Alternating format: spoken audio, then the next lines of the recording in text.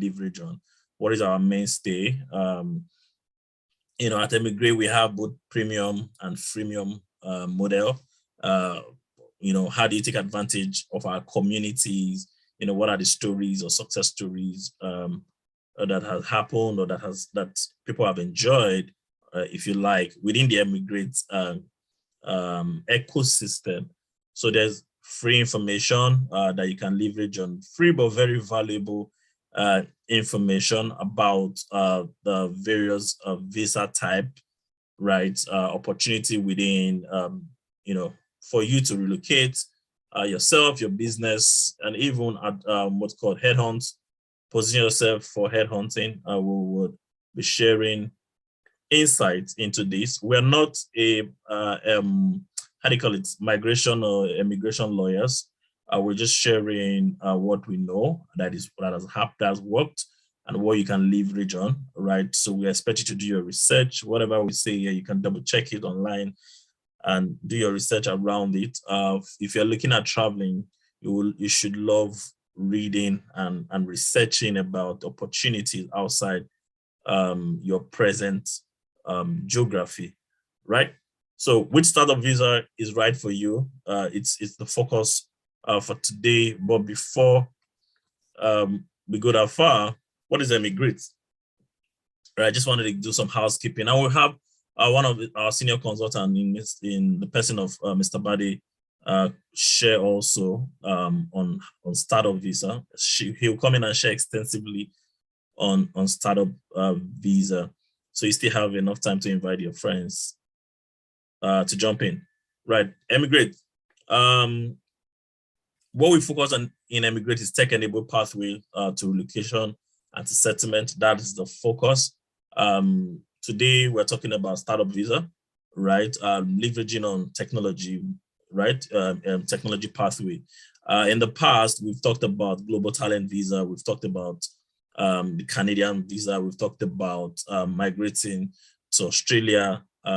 But all our conversations have been centered around tech-enabled visa opportunity, right? So you won't hear us talking about nursing. You won't hear us talking about,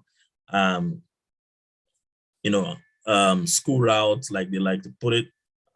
We are focused on tech-enabled opportunity, visa opportunity, right? So previous edition, if you just do a simple Google of the word Emigrate, EMIGR8, right? Figure 8.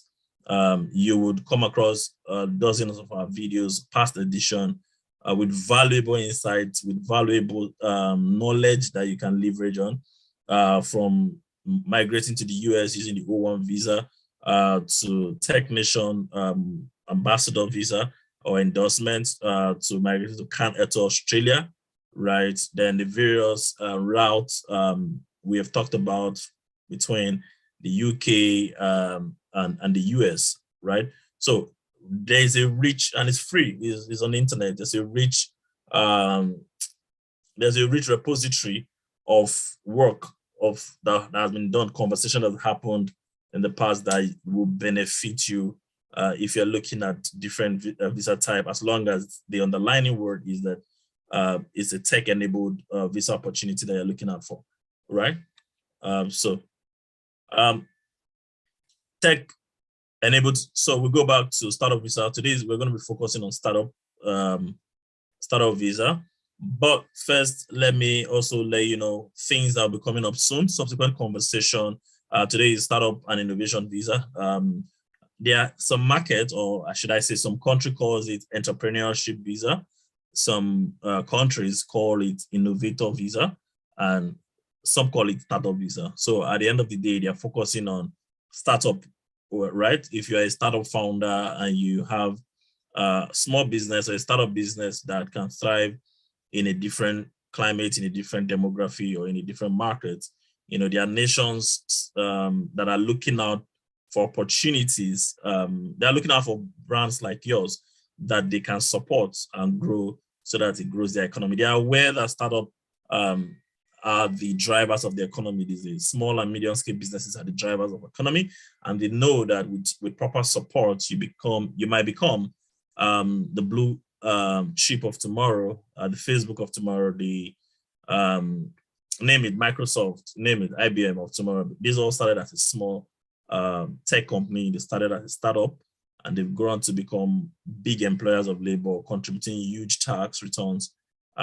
to the community and to the nations that they are operating out of, employing huge work, what's called labor tax, or huge people, if I can put it out, and contributing hugely to the economy. So yeah, we're talking about startup today, startup visa today.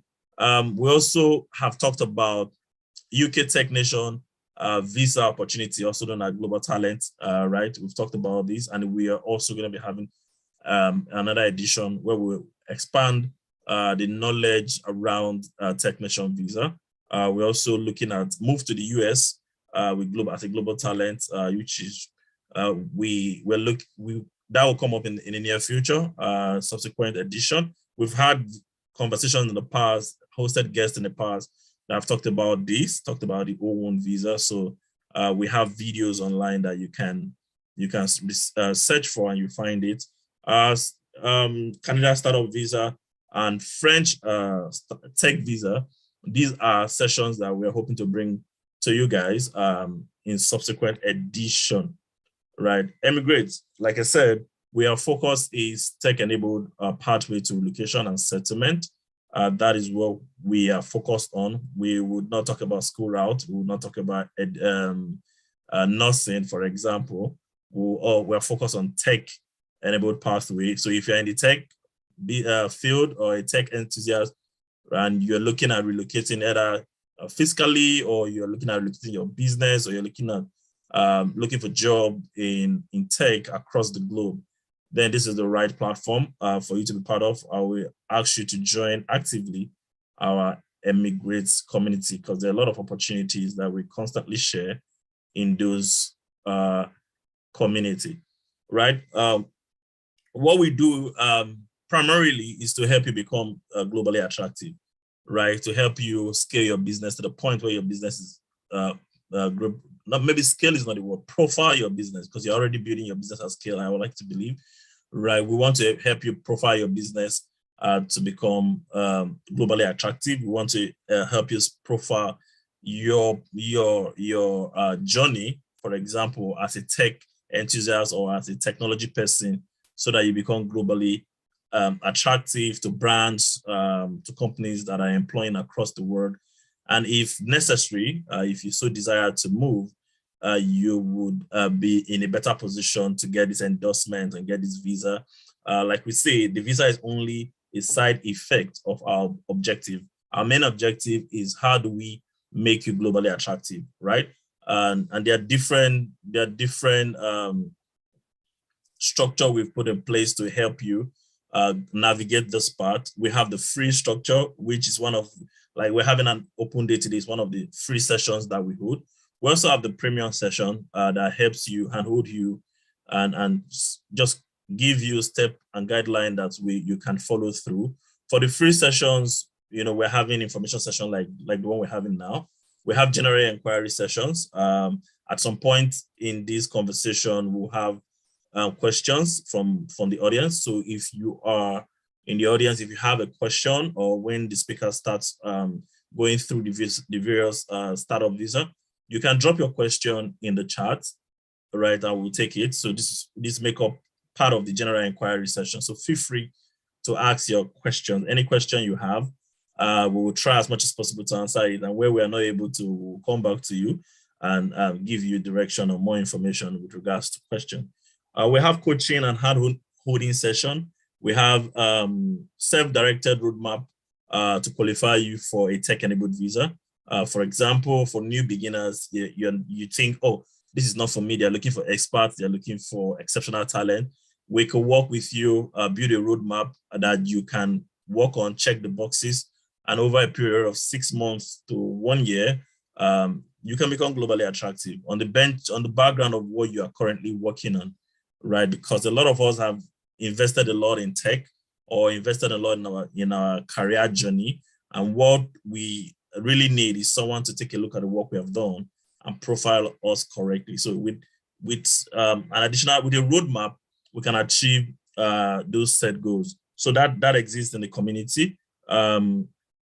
Examples of visas that we focus on is or that we review, if you can put it that way. It's startup visa, UK Global Talent application, right? We review the application before you submit for endorsement. And we also do endorsement review. And these, right, are the general Emigrate service that we at Emigrate focus on, right? Like I said, we have the free part of that conversation, and we're the premium part. It's similar, it's the same thing. The free part is that you have general information, inspiration, you join the community, you have access to our introductory videos, you have access to open day consultation, you have visa specific office hours inquiry and short inquiries limited to one short session per person, right? Where in the premium session, you're part of the, still the community. We call it the Emigrate Circle, but now you have personalized coaching session. You have standard package reviews, and it's just custom service for people that are not, who typically would not have the time to build their report or build their profile. We can journey with you, and that's why it's premium, because you're going to be paying for the time and effort that a coach will put into investing. We invest in your roadmap, if I can put it that way. So if you're interested, like I said, the favorite place to be is beancom.net/emigrate. That is a website. And if you click on that, you would find more information, a short form that you can fill, and you are in the community, right? And we'll also be sharing some of our social media community link within the chat as the conversation progresses. So we have a Telegram community, we have a WhatsApp community, which is exclusive, and we have Facebook, YouTube communities. Look out for that post and click on the link and join any of the community, right? And be active. In this, a lot of people have won gifts in terms of sessions, within the community that have benefited their journey, right? And we have a lot of testimonials to show for people in the community. Emigrate packages move to the UK as a global talent. This focuses on the UK global talent visa, otherwise known as technician visa. All right. We have coaches that can invest time with you in this journey if that's a route you're looking at. We also have moved to the UK in 3 to 6 months. This is the startup visa, or if you like, the UK innovator visa, right? Which we're going to be talking extensively on today. We also have the move to the US as a global talent. This focuses on US O1 visa for individual with extraordinary ability or achievement. Don't allow the word extraordinary rule you out, right? Like I said, we can have a session with a coach, and we'll sit down with you and review what you have done, and you might be amazed that you have extraordinary abilities or achievements. You've not just been able to prioritize it in those definitions before now, right? So we also have Move in 2022. If 5 tech-enabled visa pathway to explore, which is UK, US, Canada, France, Germany. If you're interested in any of those countries, right? Either by moving your startup to these countries, or you are planning to relocate or get job headhunting opportunities in those countries, please join the Emigrate community. We have loads of information around those. And UK tech-enabled visa pathway to for focused skilled workers in the UK. We have content around those, and we are willing to share the information. The much we know, we're willing to share with you to help your journey, right? So I mentioned Emigrate communities. These are the communities. We have the WhatsApp, we have Telegram, we have Facebook, we have LinkedIn communities. We have a community on YouTube also. And what I will say is join the community, be active, share, like, post, engage in the community, be active. You never can tell. There are opportunities. There are people win loads of prize within this community, and just being active in the community. So that's a little giveaway. Once you join the community, don't stay mute. Communicate, ask questions. We want to hear from you. We want to answer as much questions as possible. And book sessions with the coach, if that's your thing, right, do that. And we would give you as much information as we can with respect to your goals, right? But back to Emigrate. Emigrate is a part of the Bencom Dev Center family, right? And other services from the Bencom Dev Center include Global Tech program, which is the Bencom Global Tech program. This is for people that are just tech enthusiasts and new in tech, and you want to become globally attractive. All right, we can teach you the different techs, depending on the field of interest.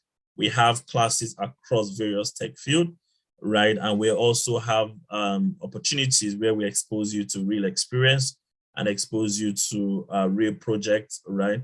So you're not just learning, you are learning. There's a phase for learning. There's a phase where we expose you to real project, which will reach opportunities to build skill in any field of tech, specifically programming, right? So if you're looking at front end, back end, full stack, data analysis, we have classes around there.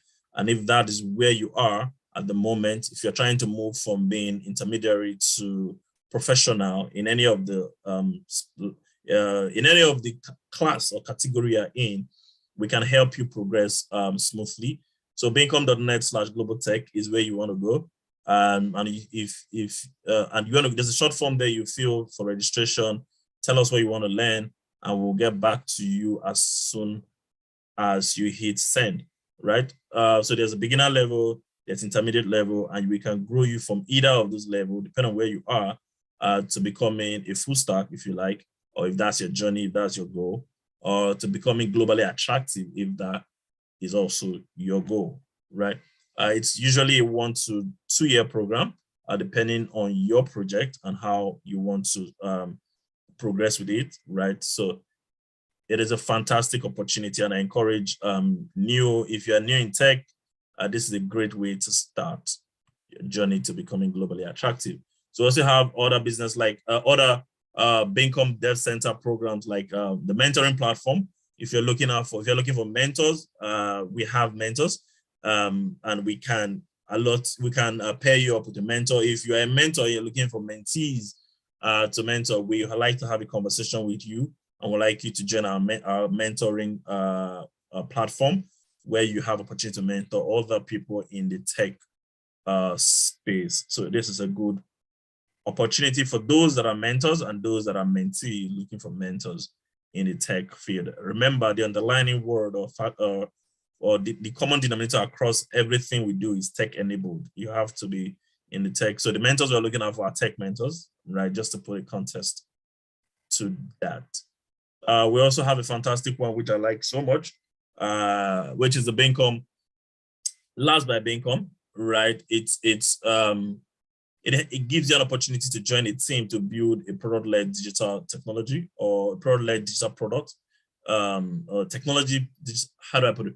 Product-led digital technology products, right? So if you are looking out to apply for most of any of the tech-enabled visa part, most of the time they ask that you have showed skill or history or track record in building a digital product-led product or service, right? Mostly product. So Blab by Bencom is a cohort. It helps you, pairs you up in a team. You join a cohort where you pick a particular project or a particular product. You want to solve the problem of pairing young school leavers with internship position in Lagos, for example. We can build a product around that, right? You can build a product, a digital product, where you can log into a portal and you see all the companies that are listing internship, and you're part of that from scratch, and you deliver that product, in maybe in an app store or in the marketplace, anywhere, things like that. And you can add that to your CV, you can add that to your portfolio. And you don't have to be a developer to be in Labs by Bencom.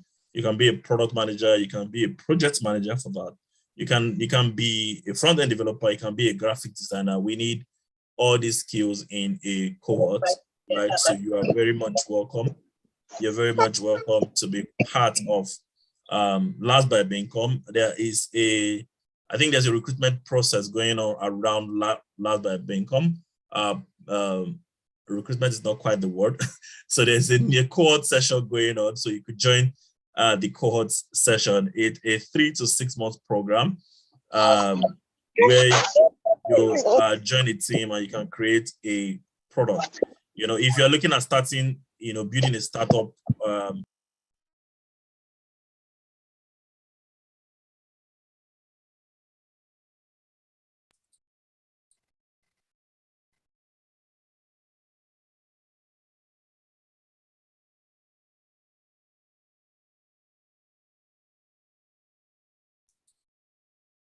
all right. This is a fantastic. Last by Income is highly recommended, especially for freelancers. If you're working on your own and you're trying to work in a team, right? Last by Income, it's a great opportunity, right? Okay. I spoke about dev tech talent that are in particular market and want to work across other markets, other demography. We have a headhunting service for tech employment and recruitment service for individuals. So if you're looking at applying for job across board, across different geography, right, or you want to land a role fast, even within your ecosystem that you operate from, right?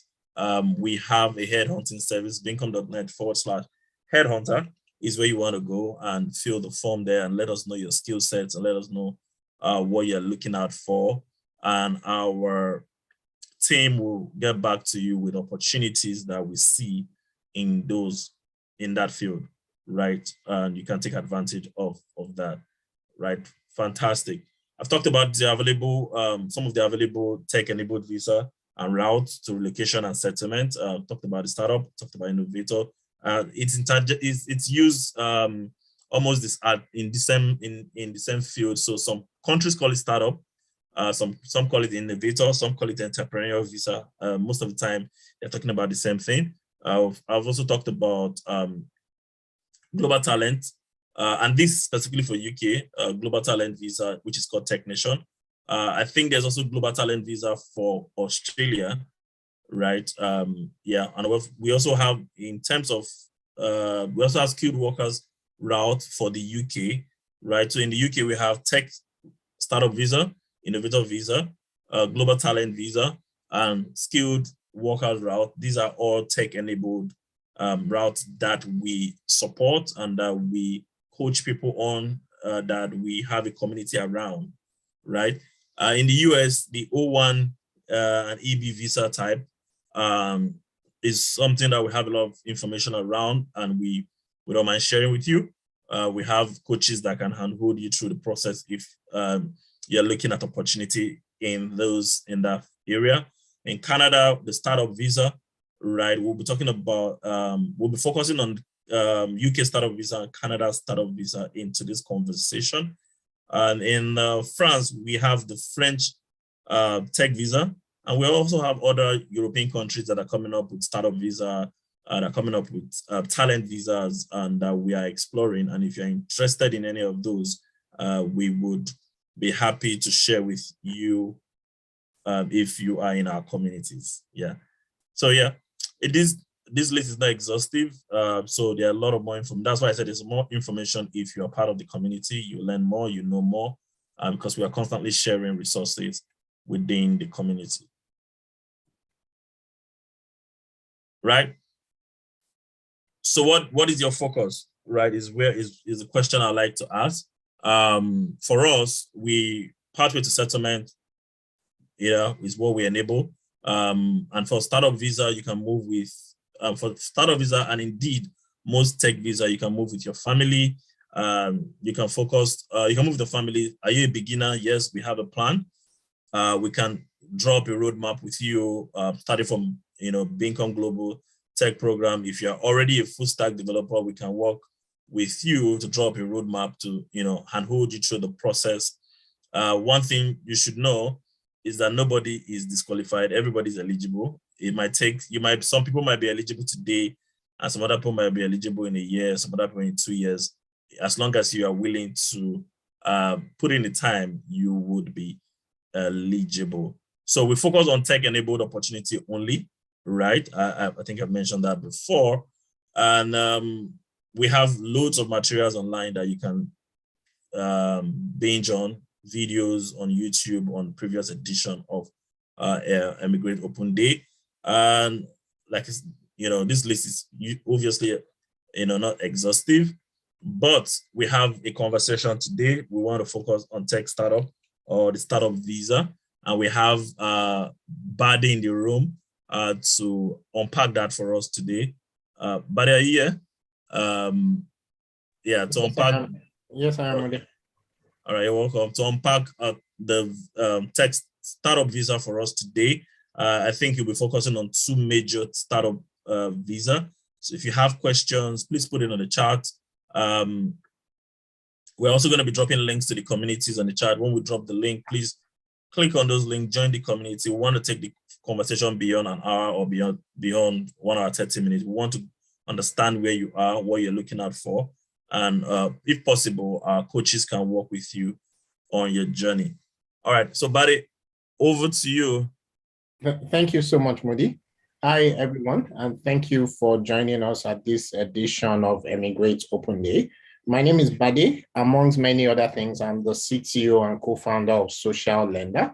And today I will just be sharing some information around different startup visas from all over the world, particularly some of the ones that we should pay attention to if we are startup founders ourselves, if we are aspiring startup founders, or if we already are thinking along that line. Now, one of the interesting things that many people, just before I run through my slide, and just to give an approach to what it is I'll be doing for the next couple of minutes, and then we're hoping that there will be many questions. We are hoping to have a full-fledged open consultation session during this edition where you can ask questions based on your own unique circumstance. The only thing I would mention is that this is being recorded, and so don't share things that you don't want to see on the internet generally. Having said that, today we will be looking at over 10 plus different countries of the world, and many of these countries have one startup visa or the other. We would explain a bit about the framework in which many of these countries of the world, if the framework in which they run their startup visa offering. Many of these countries, they literally do the same thing. As we've always said in Emigrate, tech is the new oil. And to a large extent, many countries of the world have realized that the battle is no longer for the resources in the ground. The battle is now for talent and innovation. There's a reason why America is fighting really hard around 5G. There's a reason why many countries of the world are fighting really hard in terms of the different technologies, trying to make sure that many of those technologies are domiciled in their environment. And the reason for that is simply that many countries have realized that this is the only way our countries can grow anymore economically at scale. Right? And tech is one of those ones where it's very easy for you to be able to do many things very fast, bring so many people out of poverty, create so many jobs, and so on. Many forward-thinking countries of the world realize this. And so that's the reason why almost all over Europe, almost all over the Western world, they have one visa or the other asking people that have innovation to come. And so to a large extent, what they are saying is that if you can add value to our economy, then we want you in our jurisdiction. If you can bring your innovation, then we want you to come. We want you to come not just by yourself, bring your family along.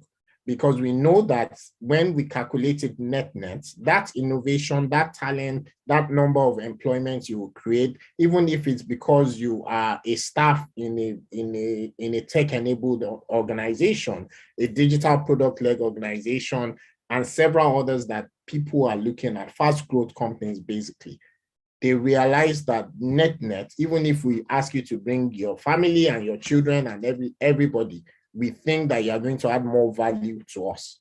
Of course, you will pay taxes. Of course, you will pay council tax. You will pay all of those kinds of things as well. And that's the reason why many of these startup visas exist today. It's not because they are doing you a favor, right? Many people, because some people probably in the room, some of us in the room, we may be in the camp of anywhere but here, meaning that you just want to leave your home country. And so for you, it's where can I go immediately? We understand that there are people in that circumstance and all of that, but we are hoping that you think about it from a perspective of, oh, I'm adding value. And so if I'm adding value, I want to choose the best jurisdiction for me based on several different indices. But today our focus is to say that which startup visa is right for you. I'll just say something very quickly to say the honest truth is we can't answer that question for you. We can't. We can advise, we can point you in the right direction, we can tell you everything we know. If we understand your unique circumstance, we can recommend. But at the end of the day, it would be your decision at the end of the day. But I'm sharing my screen. Hopefully you can see my screen. All right, I'm sharing my screen and I asked the question to say, what do all these countries I've listed here, what do they have in common? Of course, you can guess since you already know what it is that we are talking about today. What they have in common is the fact that every one of these countries listed, and this is not an exhaustive list.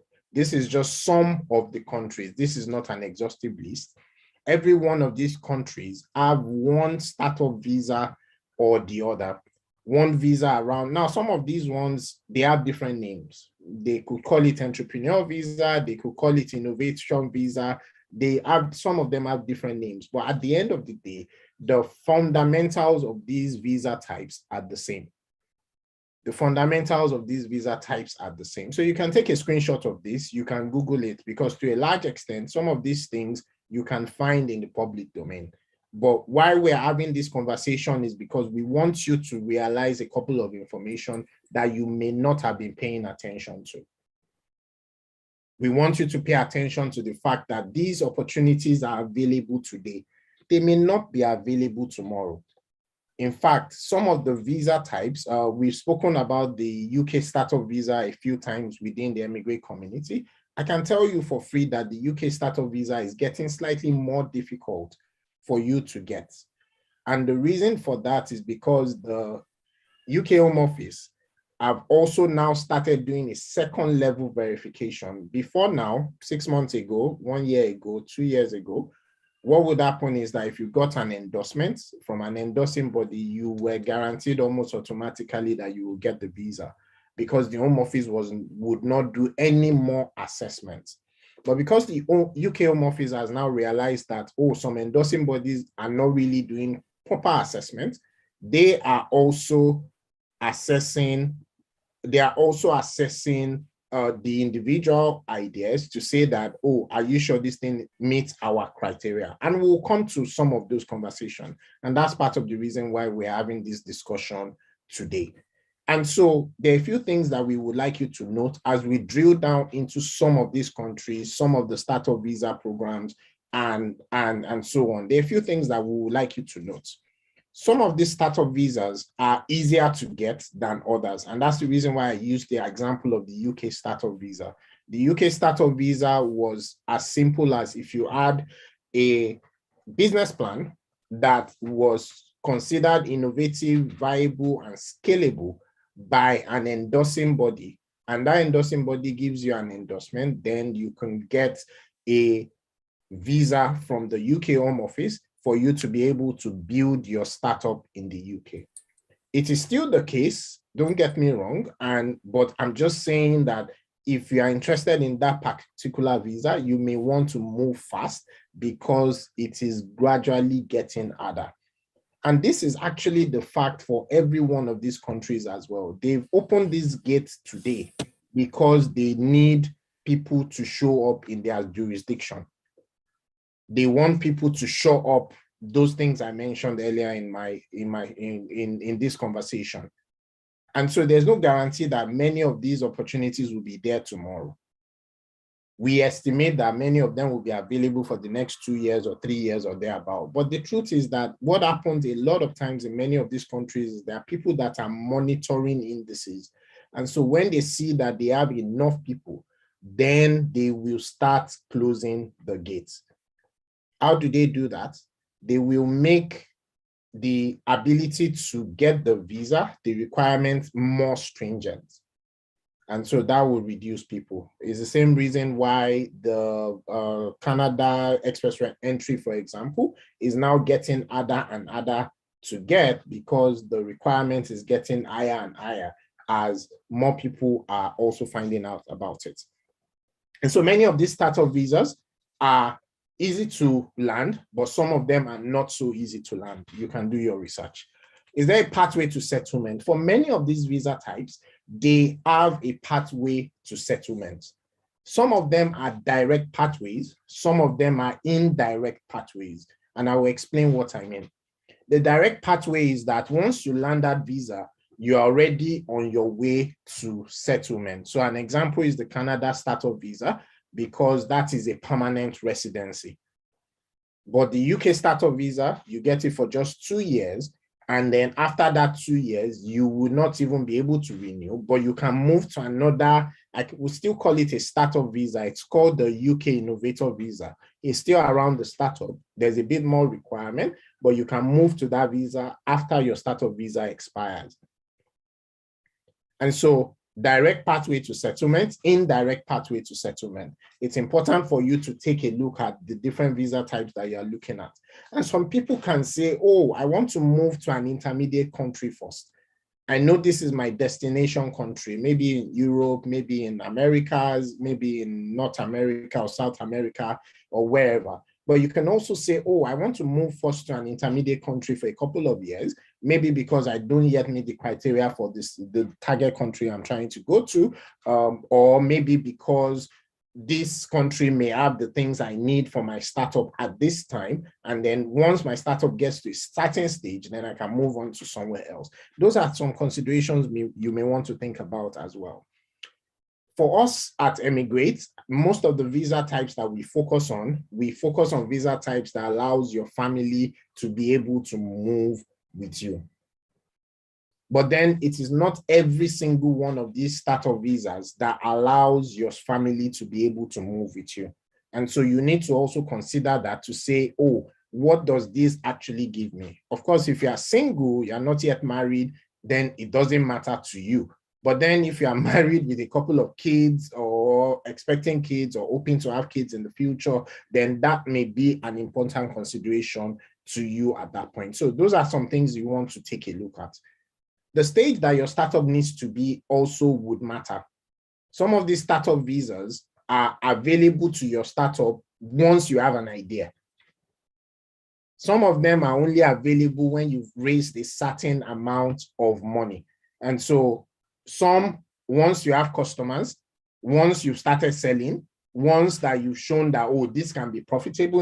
In fact, some startup visas expect your startup to already be revenue generating before you can even apply. Mostly they call them entrepreneur visa, but we can look at some of those countries which we will do very shortly anyway, right? In some cases as well, your company would need to be funded for you to be able to land that specific visa type. And so an example is the Innovator Visa in the UK, where you need at least £50,000 per person in the startup applying for you to be able to even start the process. So you need to have either invested that amount of money into your company. But I need to mention this, so just in case somebody is considering that route, the requirement does not say that money must be in your account. The requirement actually just says that you need to have invested that amount of money into your startup. I will say it again. I'm not going to break it down, but in case somebody is in that category, you may want to hear this again. The UK Innovator Visa requirement does not say that you must have £50,000 in your account. It actually says you must have £50,000 invested in your startup. It means that if you've invested some money in developers, in product managers, in some of those things, it actually can count depending on how you position your startup. For some of these startup visas, you can start as a beginner in tech, meaning that for some of us in the room that have 0 years of experience in tech, maybe even 0 months of experience, maybe you're in the room and you're thinking, oh, is tech even for me? Should I go into this other route or this other route and so on? There are startup visas that are available for you because you're a beginner in the field of technology.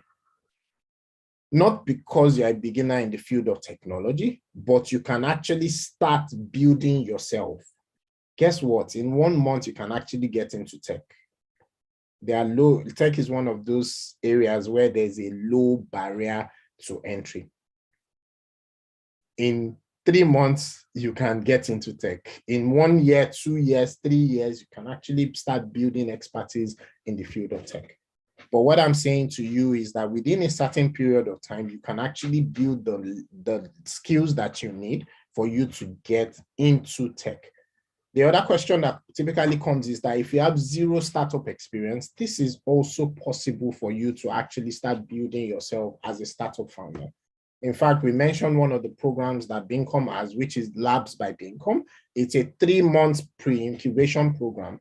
And somebody called it the nursery for startup founders, meaning that you can use that type of program for you to start springboarding yourself to become a startup founder. You should check that out. Bincom.net/labs is the link.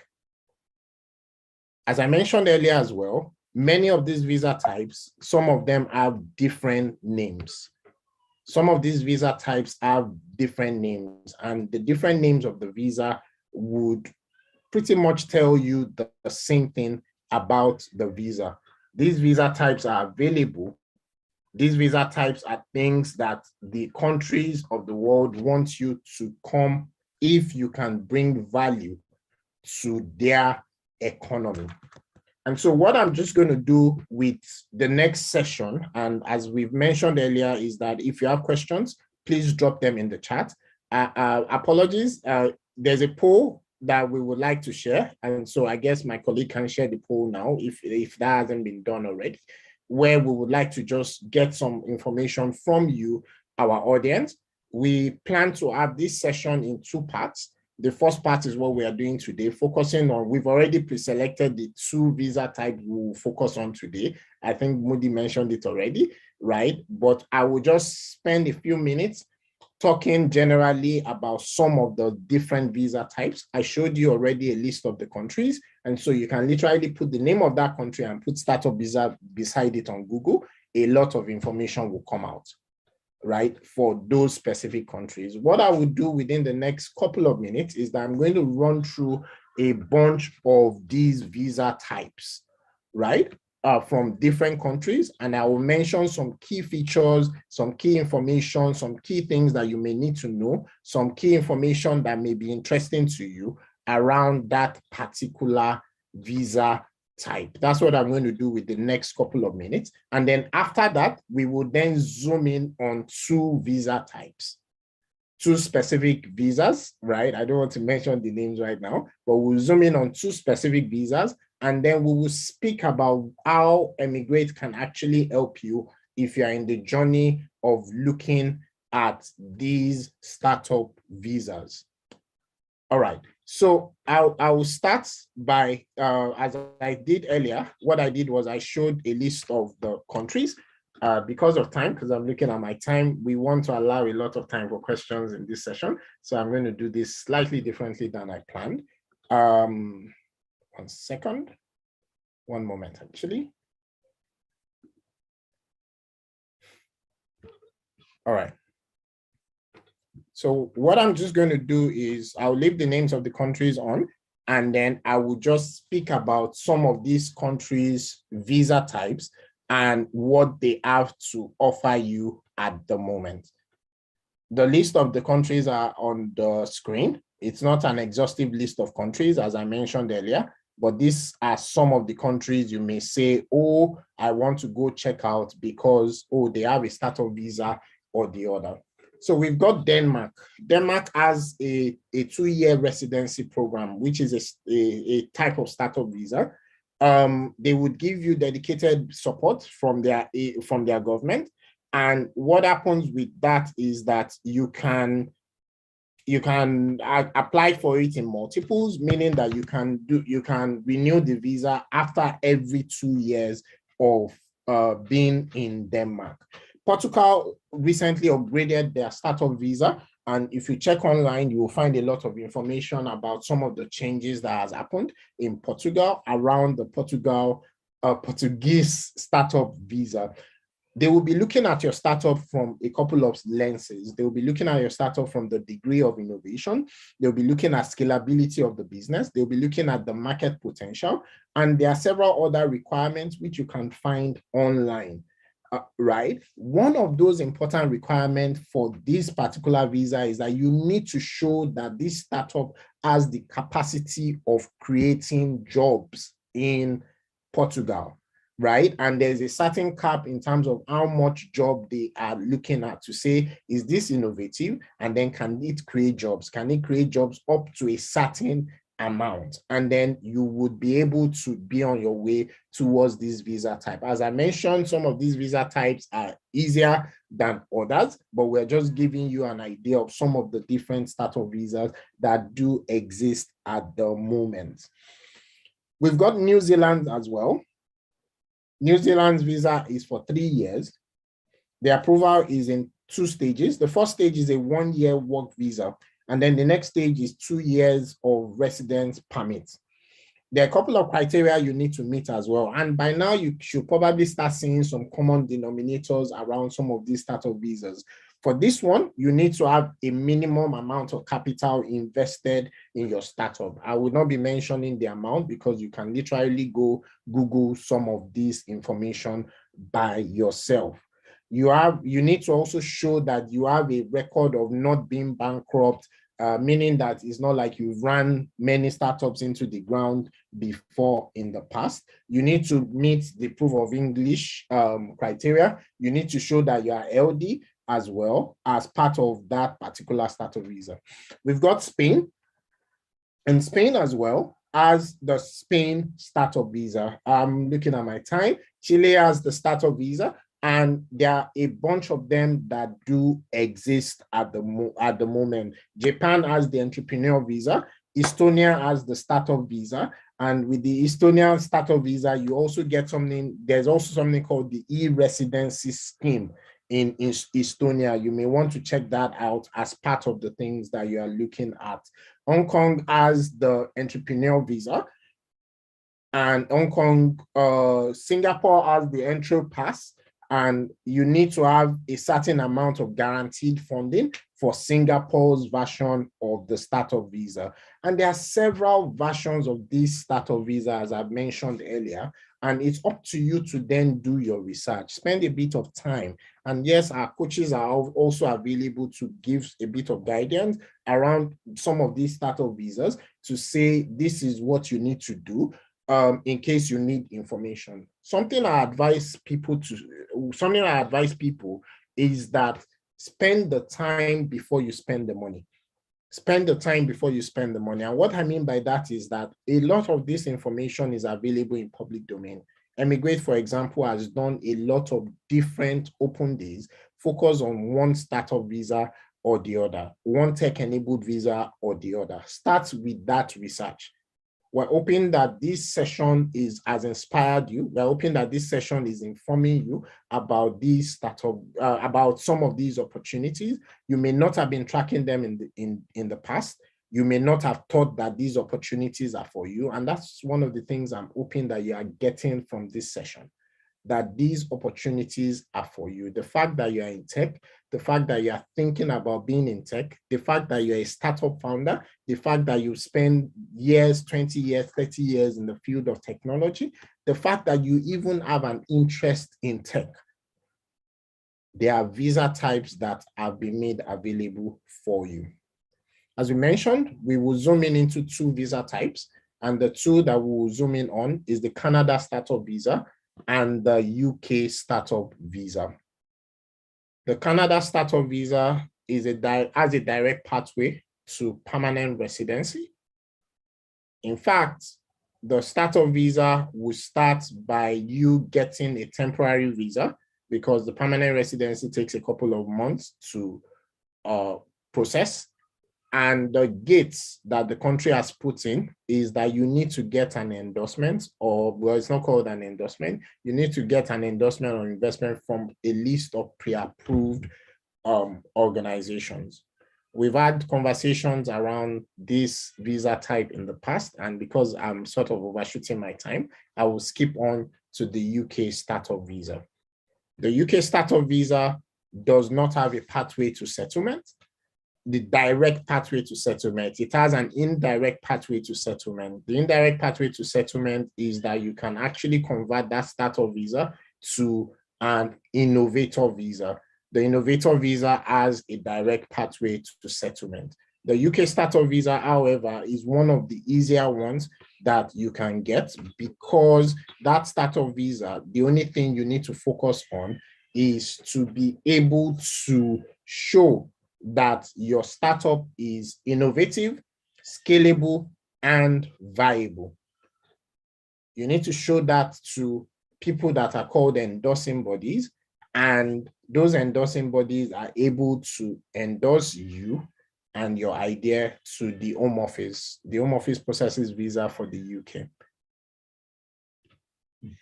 Emigrate has come up with a package. So how Emigrate can help is we've got a bunch of things that we can help with, starting with an Emigrate, with by extension also Beacom Dev Center, which is the organization that currently incubates Emigrate. We've got talent development programs that can help you. We mentioned some of them, the Global Tech Program, Beacom Academy, and so on, depending on what level you are in the field of tech. That is available. We've got coaching programs that can help, including being able to handhold you over a 1-year period, 2-year period, up until the point when you learn some of these visa types, depending on what level you are. We've got the Startup Builder program, and then we have different tech-enabled visa packages. The first three I've mentioned is focused on people who may be at the beginner or intermediate level in the field of tech. But then for the tech-enabled visa packages, some of these are geared directly towards some of us in the room who have many years of experience in tech, and we are ready to take the next step in our career by applying our trade in different countries. One of those startup packages is the move to the UK in 3 to 6 months. The move to UK in 3 to 6 months is focused on the UK startup visa. This is one of the visa type I mentioned when I listed a bunch of almost 15 or so different startup visa types.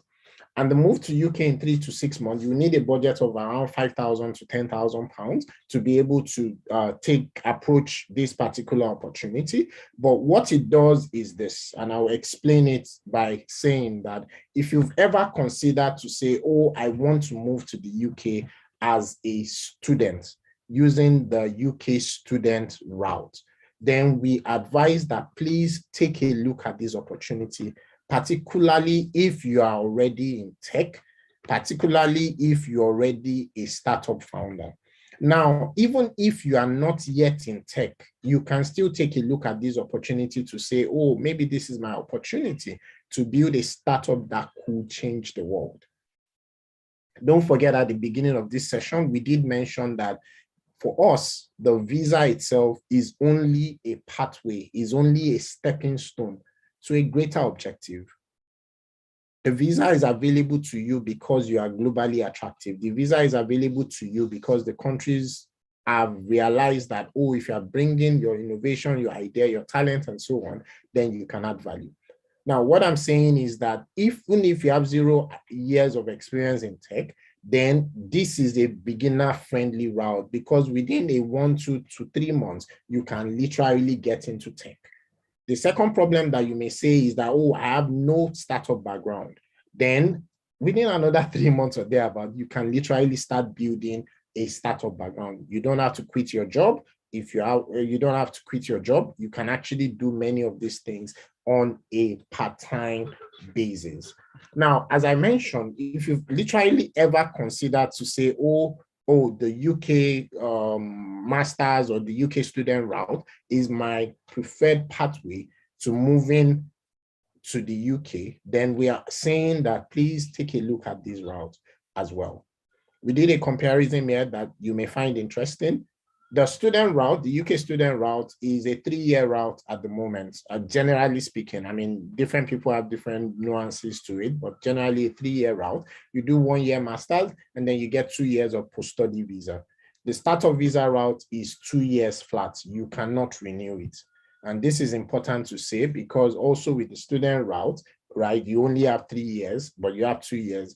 Now, there's no pathway to settlement for the two of them, but you probably have a friend that has moved to the UK using the UK student route. Both of them have no pathway to settlement. And so, yes, that may be a challenge, but then there are several ways people find different. So this is an indirect route to settlement, and people find different ways in which they are able to settle. And we've done different open days around this. But this is where it gets interesting. The student visa route only allows you to work part-time in the UK. You are not to work more than 20 hours in the UK. I'm aware some people risk their visas, and we know of people that have been deported because they exceeded that. With the startup visa route, you can work full-time in the UK. The only thing is that you must spend considerable time building your startup in addition to working full-time. So basically, you can spend maybe 8 hours a week, 20 hours a week, whatever it is, building your startup. And at the end of the day, you can still work full-time doing other things, making income. For both of these routes, your family can move with you. For both of these routes, they have indirect and direct pathways to settlement in the UK. And so it's up to you then to say, hey, I'm in tech. I have this number of years of experience in tech. Do I need to stop my work right now to go and do a master's? Or do I want to start using some of these skills I've built in the field of technology to do something else? Interesting thing is that your startup does not have to become successful. The world realizes that 9 out of every 10 startups fail within the first 2 or 3 years. I can't remember specifically what the statistics says. And so the world knows this already. And so even with this visa route, your startup does not need to be successful for you to get on the route. And so rather than you, and this route, the UK startup visa route, is cheaper. And so it's something we think that you should take a look at to say, hey, if I've ever considered master's route, you've done your research, you've applied to a couple of schools and all of that, take a look at this visa route as well. It would not work for everybody. It's not everybody that is cut out to be a startup founder, but we believe that generally speaking, if you are already in the field of technology, then to a large extent, you can actually spend some time to say, oh, can I actually do this? Because at the end of the day, you have nothing to lose and you have a lot to gain. With the UK startup visa route, I realized that I didn't show requirements for many of the visa type because I was rushing for time, and Moody will soon start for question and answer now. These are the requirements on the screen. And you can also just Google UK startup visa and you'll find more information around the requirement. The startup visa, there's a second one of the type. If you already have a well-established startup, if you've invested more than £50,000 on your startup, or you have that level of investment, or you have that potential for investment, you may also want to consider the UK innovator visa route. What you should, however, know is that with the innovator visa, the current form of the innovator visa, because yes, a few changes are coming within the next couple of months to this particular visa type, the current form, you cannot work somewhere else. And so not to confuse some of us in the room, there are 2 different visas I mentioned. The startup visa is the one I compared with the master's, and then there's the innovator visa, which is a different visa type as well that you may be interested in doing a bit of research on. Now, as I mentioned, Emigrate is help to help. We do a lot of things for free, but then we do charge a premium for a lot of things, for a few things as well. So we do a lot of things for free. We charge a premium for a few things as well. And so that's pretty much what we wanted to present today. And we're hoping that you would have a lot of questions that we can answer. What we started with was comparing or sharing details about a bunch of countries that currently have different startup visa programs, and many other countries of the world are building new startup visa programs. It will surprise you to know that even the US, they don't have a direct one. They have the old one and so on. They are also building and discussing at the moment some visa types. We don't know if it's going to end up coming out or not, but there are some discussions that we are privy to around bringing up that, because the US is also worried at this point that a lot of innovation is moving to China, moving to Europe, and so on. So they're looking at ways to make it easier for the best of the best, the innovators, to come to their jurisdiction. And so that's pretty much what I wanted to share. And then we allow about 30 minutes for question and answer. Back to you, Moody. All right. Thank you, Bade. That was very extensive. And we're happy you were able to cover as much as you could, right? So I will jump at it. First question is the startup visa limited to only tech startups? Is the first question we got today. Okay. Yeah. So the answer is, I'll answer from every other country, and then I'll come back to the UK since I focus mostly at the end in the UK. The answer is no. For many of the countries of the world, they are not generally, some of them are not specifying tech startup, and some of them are specifying tech startups, right? So some of them call it entrepreneur visa because they, rather than thinking about startup, they are saying that, okay, if you can show you have a potential of creating 10 employment within a certain point in time, then we think you should come to our economy, because that's 10 people off the streets because you brought your innovation to their economy. Now for the UK, the same question in terms of if it's limited is that the answer is also no. However, it is very difficult for any other type of business to show that their startup is innovative, viable, and scalable. And so, to a large extent, focus on tech startup. Also, Emigrate is focused on tech-enabled visa pathways. So even though many of these don't specify to say it must be a tech startup, many of them, the way the requirements are written, it's literally impossible to say, oh, I want to build a petrol station and then it's going to be innovative and scalable, that kind of thing. I hope that helps. Yeah, I think that helps. And it's important to also mention that we are focused on the tech startup on this platform. And I just want to also mention to everyone in the audience that we are actually tweeting.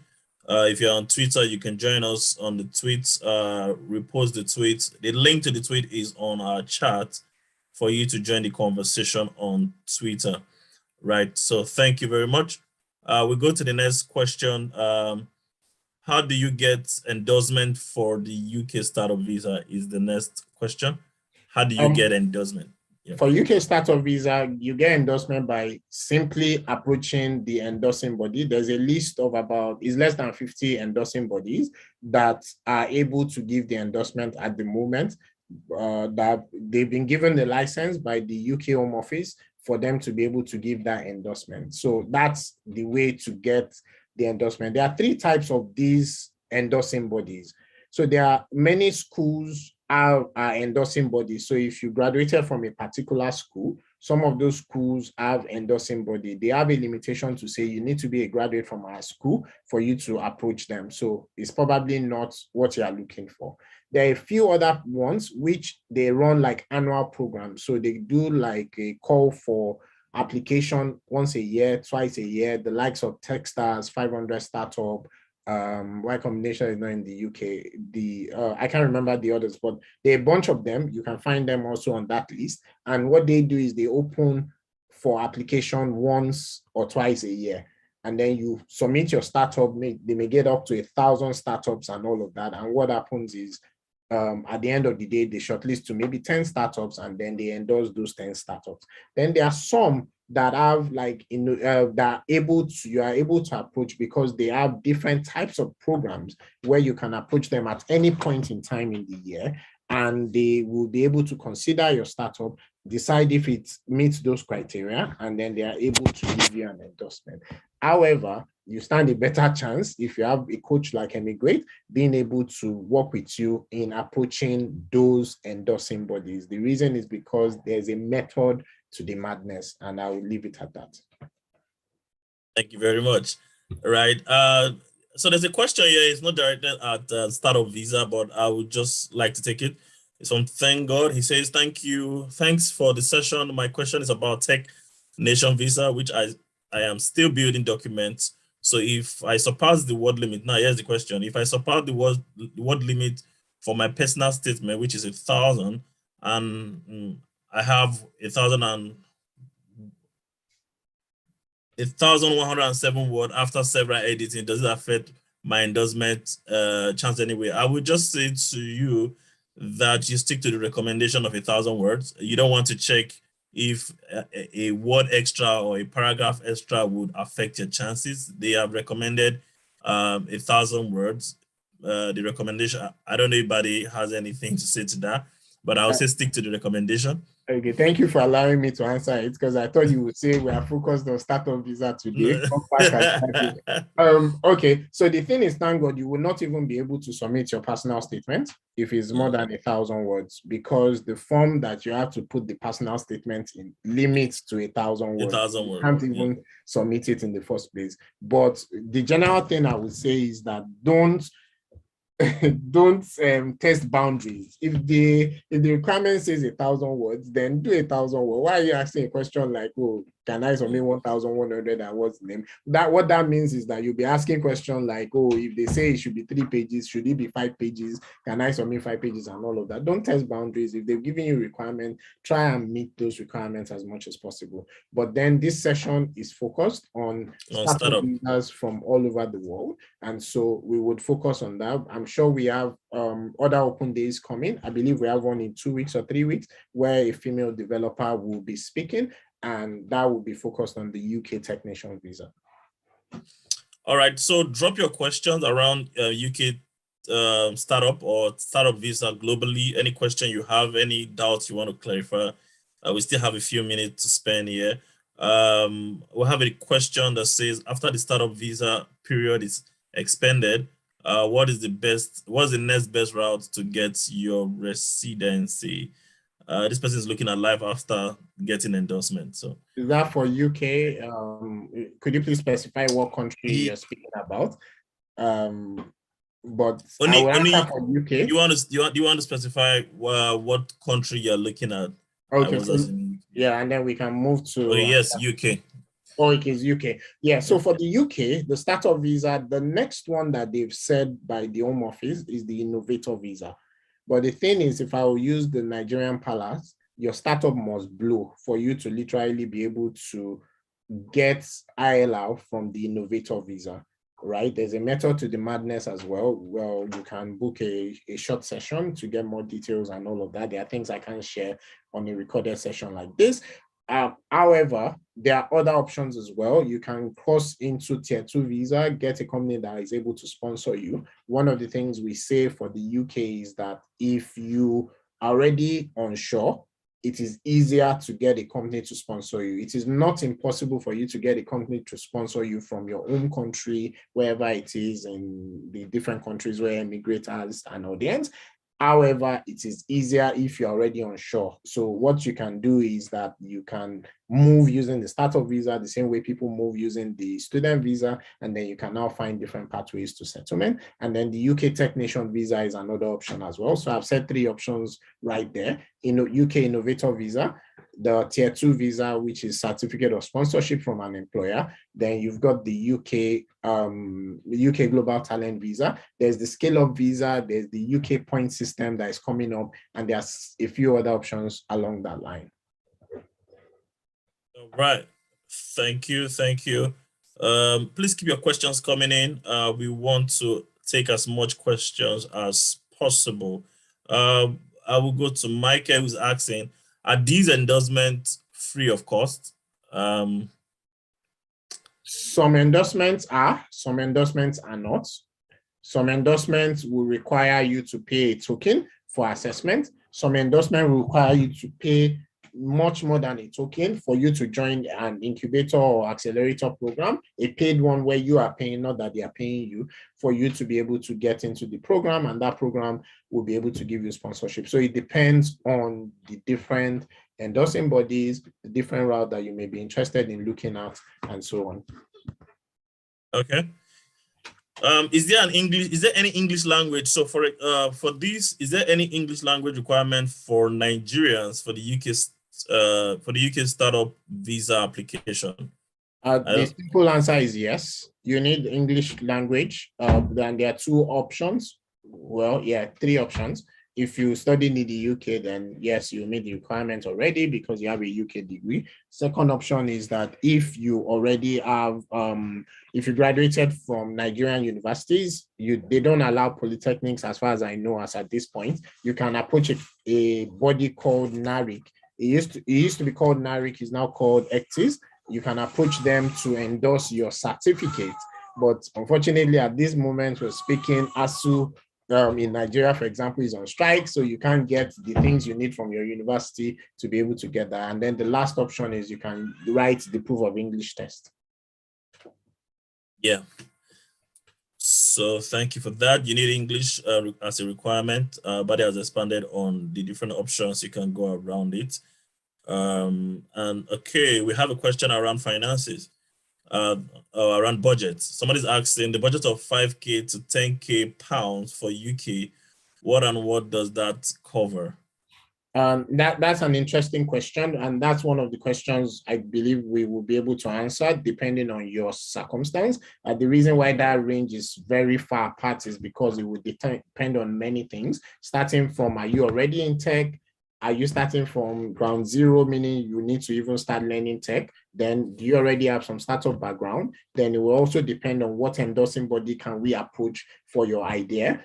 Because different endorsing body have different budgets and different costs and so on. So it would depend on several things for us to be able to say exactly what it is that you do require. However, from an Emigrate perspective, we allow a 10 minutes free session where we can have where we can discuss with you, understand you, because Emigrate also does not accept every single person onto its coaching program. We want to see that you have a certain mindset, right? A growth mindset, literally speaking, because if you have the mindset of, oh, I'm just going to pay the cost and then I'll sit in my house and I'll expect the visa tomorrow, then I'm sorry. Unfortunately, we are not the home office and so on. And so we want to understand that you're actually trying to build yourself to become globally attractive, or your current focus is the visa and only the visa. All right, fantastic. So we have links to the Emigrate communities on the chat, right? So if you have that link, if you're on the chat, you can find the link there. So we have links to Telegram, we have links to Facebook community, LinkedIn community, any of the social community that it's your preferred community. Please join and be very active there, I like to say, and ask questions there. There are a lot of content. We just have an hour, 30 minutes for this conversation. We are coming to a close, right? But the conversation continues on those communities, so you can keep asking questions. And also, we are having this conversation also on Twitter. There's a link to the Twitter thread. You can also join, help retweet that, or tweet whatever you've learned from today's session with the hashtag there. Yeah. So we'll go back to the questions. Just before we go back to the question, I would just also say that in terms of this session, we focused on the Canada startup visa and the UK startup visa today, but we have a poll coming on your screen shortly where we are asking that what countries are you interested in? So that way, because we're looking at doing one or two more editions of this session focused on startup visas. And so if you let us know to say, oh, this is the country I would like to, then we can bring coaches around that particular country or countries, depending on what it is that you give us feedback. I know that poll will go in the Emigrate community, but if you're already on this session right now, you can also give us feedback immediately. Okay. Thank you. Please look out for the poll. Right. And we just reshared the links to the various Emigrate community. And someone is asking, does the startup visa cover just one person, all co-founders? So if a startup that has multiple co-founder, is it that they are all going to apply individually, or they can have one application and that covers the co-founders of the startup? If there are multiple co-founders, each co-founder has to be assessed individually. I assume you are speaking about the UK startup visa. Each co-founder has to be assessed individually. But for each co-founder, that one co-founder can bring their family. So that's immediate family. That's your wife and children. So not your grandma, auntie, your brother's father's wife, and all of that. No, just your immediate family. You can bring for that one endorsement for that one co-founder. But if there are multiple co-founders, they generally would have to be assessed separately and given an endorsement separately. So all of you will move from using different endorsement, but it can be the same startup or the same idea as well. All right. So I was going to ask a question around. So I have a startup, and I migrated to the UK, for example, with the startup visa, but it's not working out. Right? Can I get a job? Does my visa allow me get job within the UK? Or must I work alone for my startup? With the UK startup visa, you can get a job from your day one in the UK as long as you spend considerable time working on your startup. Meaning that you can't just say, oh, I got the visa, I get to the UK, and then the idea that you submitted to the Home Office to say you want to build, you don't even spend any time trying to build that startup at all. But the Home Office understands the fact that your startup is risky. It may not be able to pay your bills and your family's bills. And so you can get a full-time job while you're also working on your startup. The hope is that within the 2 years, you can then move on to the innovator visa, meaning that your startup has grown to a point where you've invested £50,000 and you've gotten to a stage where it can then be endorsed as an innovator visa idea. So yes, you can get a job full-time in the UK with the startup visa as per the current rules. If you are on the innovator visa, which is a different visa, I know some people may get confused, but the innovator visa is a different visa. That the current requirement today says that you can only work in your startup because your startup already has investment, meaning your startup should probably be able to pay you within the innovator visa parlance. However, that requirement may be changing in the coming months. It's not yet official, but we have information that maybe some of us on the call do not have. And so that may change. But as of today, the requirement says innovator visa, you can only work in your startup. The startup visa, then you can work anywhere else as long as you spend time working on your startup. All right, thank you. We have the feedback form ongoing at the moment. So if you please kindly oblige us. We just want to be able to get feedback as to what you would like, what you would like to hear from us, which of the other startup visa or which of the other tech visa you want us to spotlight in our subsequent edition. So this will help us. All right. So thank you for participating in the polls. Thank you very much. Thank you for the retweet on Twitter. Thank you for joining the communities. We didn't get a lot of questions from the Canada startup visa. I don't know if we need to spend more time explaining that. I don't know if everybody understand what the opportunities there. But I wanted to ask, with respect to the Canada startup visa,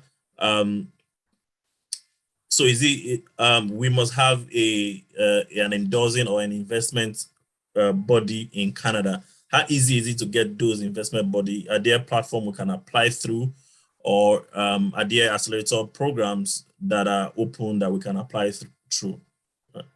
Yeah. So how easy it is? The UK startup visa is easier than the Canada startup visa at the moment, but then UK startup visa is indirect pathway to settlement. Canada startup visa is a direct pathway to settlement. With the Canada startup visa, it's not just your business plan. You need to have some sort of working prototype and so on. How easy is it? What do you need to do? You need to get I can't remember the right name now for it, but you can find it online. You need to get a body to either say that this idea is good, come to the Canada to build it, or you need to get one of the qualified investors to invest in your idea. What that means is that obviously for you to get them to invest, it means that they must see something in your startup in the first place. So it's not going to be a case of just writing a business plan. It's a case of actually building the startup, getting to a point where you can approach the investors and then they can invest in you, or you get to a point where you can approach some of those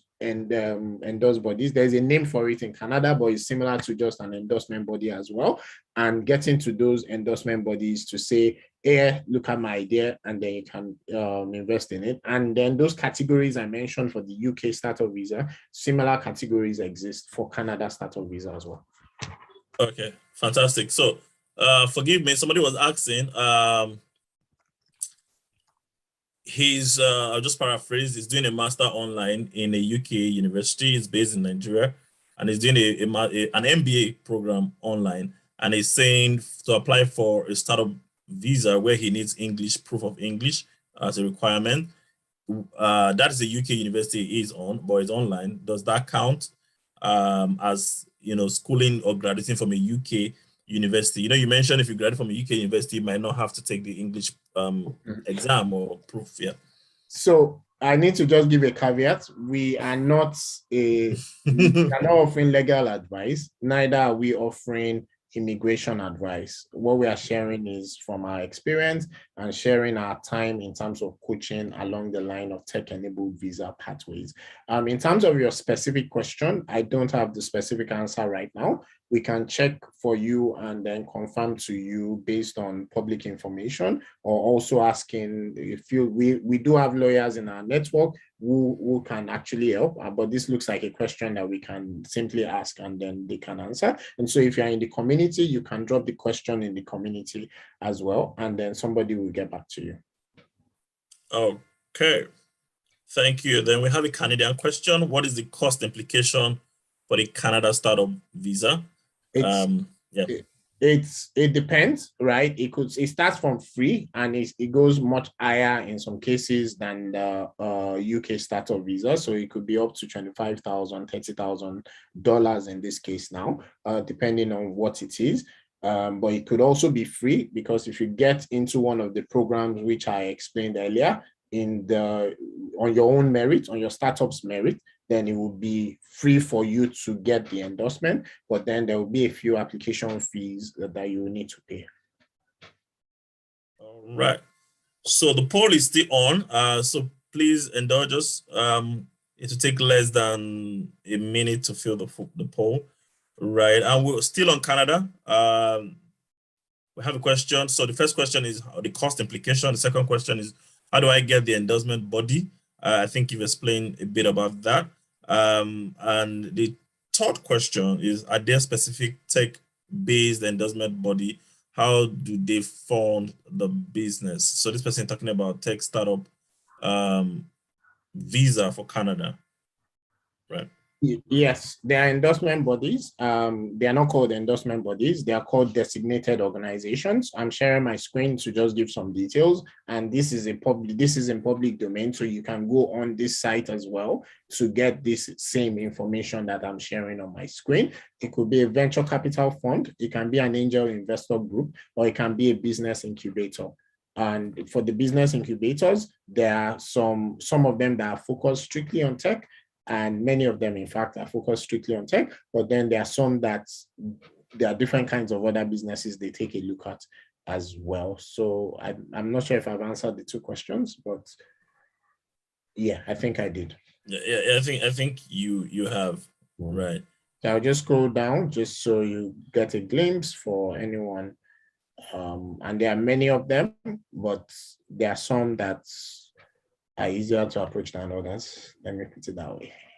Yeah, so these are all in public domain, so you can go on this site. A simple Google search will throw these answers to you. But if you need a coach, you need a team, or you need a cohort to work with, this is where the community becomes very powerful, because you can work with you hand in hand, and we can have sessions with you. A coach can work with you and help you put together your application, help you review them, right? I should say your application, make sure you have a good footing or a good standing before putting in those application. Time is fast spent. We have less than 2 minutes to go. And thank you everyone for participating. Thank you for all your questions. The community is open. We'll continue the conversations within the community.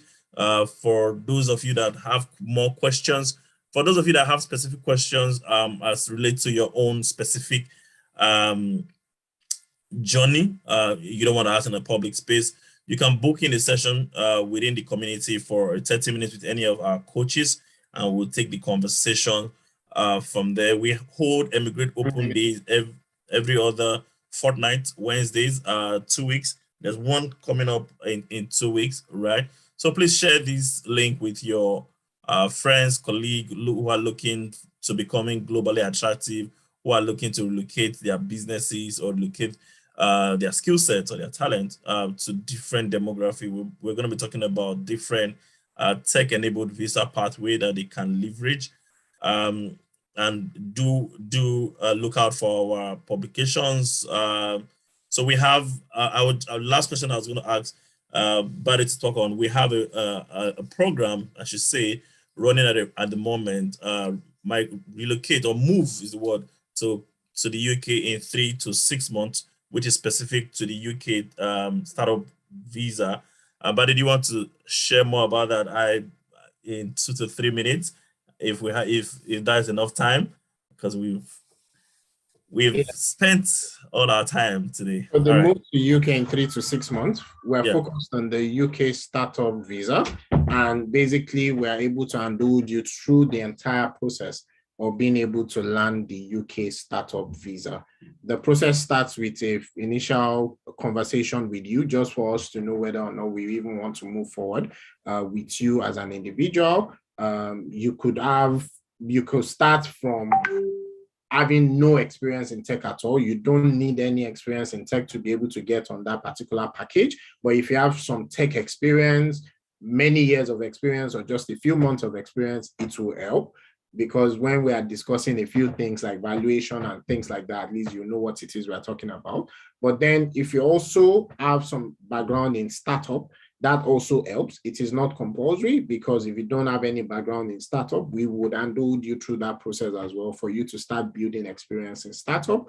If you already have an idea that you want to build, that helps as well. But if you don't have any idea, we would help you with also being able to ideate, to bring out ideas that and problems that you have seen that you can actually build a startup, tech-enabled, digital product-led for that would help to solve a particular problem in the world. It's important that whatever it is that you are working on, if you are interested in the UK startup visa, whatever it is that you're working on needs to be viable, innovative, and scalable. So those things are important, but it's also important that it's something that you are passionate about, so that it's something that it would not be a burden for you to be trying to build that within the next 2 years. Because for us, one of the things we believe is, why don't you try? Because yes, it's one of 10 that may succeed, but what if it's yours? What if you are the next Elon Musk, really, right? And so rather than you focus on just the visa, you may also be able to do much more. But at the very least, you've moved your family, you've moved yourself,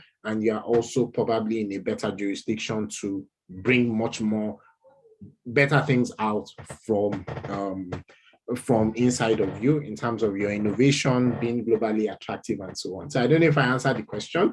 All I've said is that the package starts from whether you are 0 years or many years of experience, but within 3 to 6 months, you would be able to literally be able to use the UK startup visa as your launching pad for relocation and settlement. If you're interested in that, you can reach out to any of these numbers. What you need to do is just send a WhatsApp message to say you're interested in this package to any one of these numbers, and they will be able to give you more details about it and what the next steps are as well. All right. So thank you very much, Bade. Thank you for your time today. I don't know if there's any other questions within the group or within the chat. All right. This has been fantastic. Right. So Okay. I'll just like to say a quick final word. The quick Okay, final go for word it. I'd like to say is that the UK startup visa was easier last year than it is today. You can still land it today, but it is getting harder. And so one of the things I will simply say is that if you are interested in this, you may want to move quickly rather than not quickly, right? You absolutely don't have to work with Emigrate, but if you're also interested in working with Emigrate, the move to the UK in 3 to 6 months is going to be time limited because the gate is getting narrower. And because it's getting narrower, we also, would have to time limit it. Second thing I would say is that there's a lot of information out there, but a lot of these things, if you do not take action, if you do not make a plan, if you don't work on it quickly, sometimes you may end up coming back in a year's time, finding out that you haven't done anything with the information. The first thing we will say is that please take action.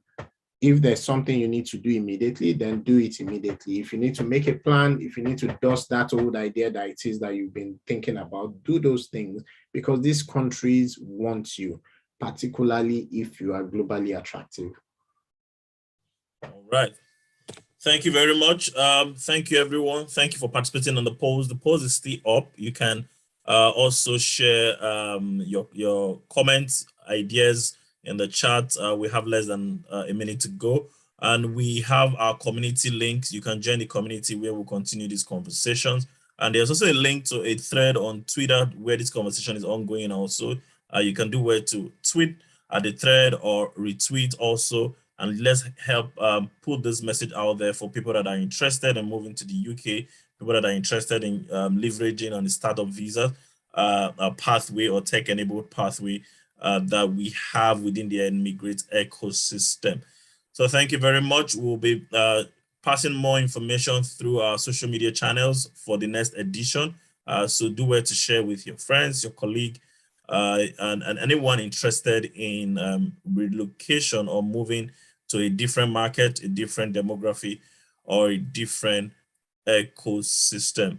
Thank you for your time. Take advantage of all that have been said today. The move to the UK in 3 to 6 months is still on for now.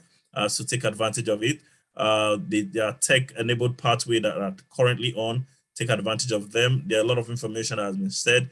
This video will be live on YouTube, will be recorded and posted on YouTube, so you can go back to this video immediately we are done, and you can listen again in case you miss out on anything. But the most important part is what Bade has said. You have to take action. Without taking action, then this has not been a good use of our time. But if you take action, then we can start moving forward. Then we can start positioning you gradually to becoming globally attractive. Thank you, everyone, for joining today. See you some other time. Thank you.